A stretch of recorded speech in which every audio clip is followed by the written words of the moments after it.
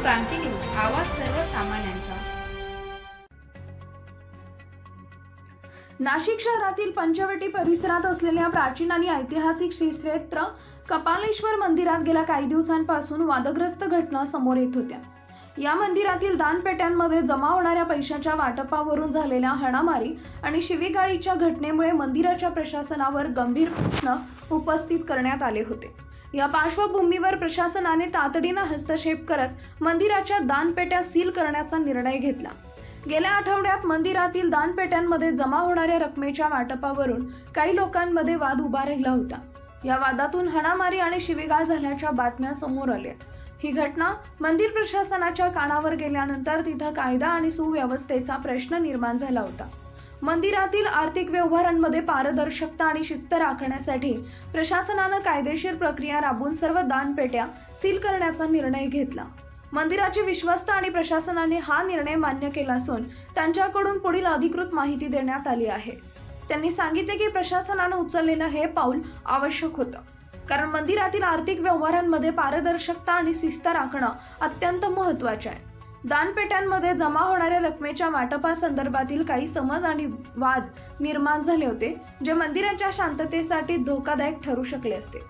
विश्वस्तांनी सांगितले की पुढील सर्व कायदेशीर प्रक्रिया पूर्ण झाल्यानंतरच या सील केलेल्या दानपेट्या उघडल्या जातील। प्रशासनाकडून या संदर्भात तपास आणि आवश्यक त्या चौकशी प्रक्रिया सुरू असून यात कोणतीही त्रुटी राहू नये यासाठी पूर्णपणे पारदर्शकता राखली जाईल। मंदिराच्या विश्वस्त संस्थेतील सदस्यांनी देखील प्रशासनाच्या या निर्णयाचं स्वागत केलंय। त्यांच्या मते दानपेट्यांच्या सीलिंगमुळे मंदिरातील व्यवहारांमध्ये अधिक शिस्त आणि पारदर्शकता येईल। मंदिरातील शांतता टिकून राहण्यासाठी हा निर्णय आवश्यक होता। येणाऱ्या काळात कायदेशीर प्रक्रियेनंतर सर्व काही सुरळीत केलं जाईल। कपालेश्वर मंदिरात झालेल्या या घटनेनंतर प्रशासनाने घेतलेला निर्णय हा मंदिराच्या भाविकांच्या श्रद्धेला धक्का न लावता पारदर्शकतेसाठी आणि शिस्तीसाठी योग्य आहे, असं मंदिर प्रशासनाने सांगितलंय। या घटनेमुळे मंदिर व्यवस्थापनेसमोरील आव्हाने स्पष्ट झाली असून भविष्यात अशी परिस्थिती निर्माण होऊ नये यासाठी प्रशासन सतर्क राहील। या सर्व प्रश्नांवरती लक्ष ठेवून भाविक आणि स्थानिक प्रशासन पुढील निर्णय घेत राहील अशी अपेक्षा आहे। महाराष्ट्र क्रांती न्यूज साठी मुख्य संपादक प्रकाश बागुल, नाशिक। मी सुनील पटेल। मी सध्या श्री कपालेश्वर महादेव संस्थान येथे उपाध्यक्ष म्हणून कार्य बजावत आहे। दिनांक 19 सप्टेंबर रोजी झालेल्या गुरु कुटुंबियांमधील वादाचे वाईट पडसाद पडले। प्रसारमाध्यमात बातमी लागल्यानंतर तसेच याबाबतीत क्लिप व्हायरल झाल्यानंतर संस्थांनी दिनांक 23 सप्टेंबर रोजी पत्रकार परिषद घेऊन याबाबत खुलासा केला। तसेच याबाबतीत मा धर्मादाय यांची भेट घेऊन त्यांना सदर घटनेबाबतीत माहिती दिली। सदर घटनेचे गांभीर्य लक्षात घेऊन मा धर्मादाय आयुक्त कार्यालयाने याबाबतीत आदेश पारित करून सदर दानपेट्या आज रोजी सील केलेल्या आहेत आणि हे कार्य पोलीस बंदोबस्तात झालेले आहे। तरी यापुढे भाविकांना इतकीच विनंती आहे की आपण जे काही संस्थानाची मदत किंवा दान करीत असाल ते संस्थानात कार्यालयात येऊन रीतसर पावती घेऊन किंवा संस्थानाच्या QR कोड किंवा बँक खात्यामध्ये देऊनच रीतसर पावती घेऊनच दान करावे। आपल्या या दान रकमेचा उपभोग संस्थान सध्या अत्यंत योग्यरीत्याने पार पाडित आहे आणि आत्ताच नुकतीच संस्थानाने मंदिरास लागून विवलकरवाडा ही मिळकत विकत घेतलेली आहे। सदर मिळकतीचे पैसे वगैरे देण्याच्या सगळ्या कामासाठी हे पैसे वापरले जातील। तर भाविकांना एवढीच नम्र विनंती, जे काही दान आपण देत असाल ते संस्थानाच्या कार्यालयात देऊन रीतसर पावती घेऊन किंवा बँकेच्या QR कोडद्वारे दानच द्यावे। उशिरे मागील लागत्यास मंदिरात जे घटना घडली, जे गुरव लोकांच्या दानपेटीहून वाद झाले त्यावर माननीय चॅरिटी कमिशनर साहेबांनी जो निर्णय दिला तो आम्हास मान्य आहे।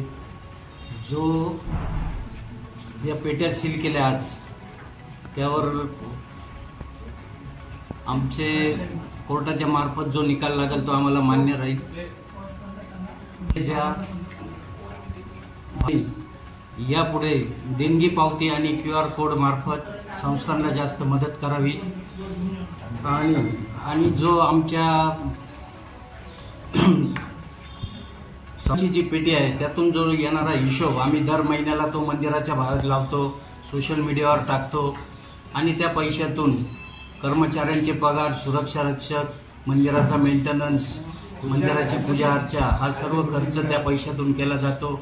उरलेल्या पैशातून आम्ही संस्थांनी सर्व मंदिराच्या शेजारचा बिवलकर वाडा हा विकत घेतला आहे। त्या वाड्या पुढे भक्त निवास बांधण्यात येईल, ते पैसे उपयोगी पडतील तरी भाविकांनी QR कोडद्वारे देणगीद्वारे पैसे देण्यात यावे ही सर्वांना विनंती करतो। नमस्कार, मी श्रद्धा दिसाने कोतवाल, कपालेश्वर संस्थान विश्वस्त। दिनांक 19 सप्टेंबर रोजी घडलेल्या दुर्दैवी घटना गुरु कुटुंबियांमध्ये दानपेटीच्या वादावरून भांडणे झाली व ती क्लिप सोशल मीडियावर व्हायरल झाल्याने पत्रकारांनी या बातम्या प्रसारित केल्या। त्यामुळे भाविकांच्या भावना दुखावल्यामुळे बऱ्याच भाविकांनी संस्थानास जाब विचारले।